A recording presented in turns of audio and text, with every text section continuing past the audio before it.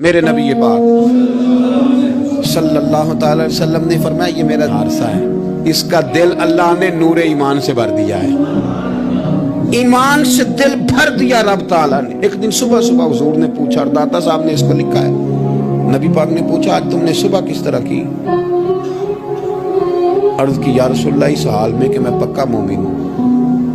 حضور نے فرمایا تو پکا مومن ہے، کس طرح؟ کہنے لگے یا رسول اللہ میں اس طرح کا مومن ہوں کہ سونا اور مٹی میرے لیے برابر ہے، پیسے آ جائیں تب بھی کوئی ٹینشن نہیں، نہ آئے۔ کچھ بندے میں نے دیکھے ہیں کہ پیسے نہ ہوں تو بیمار لگتے ہیں، اور مل جائیں تو ان کی صحت اچھی لگتی ہے، لگتا ہے کہ طبیعت تھوڑی سی نا ٹھیک ہو گئی ہے، شاش بشاش ہے، کیوں کہ جیب میں پیسے الا ماشاء خرچ کرنے لگے، اور سونا اور مٹی برابر ہے، کوئی پرواہ نہیں۔ تو حضور نے فرمایا تیرے ایمان کی دلیل؟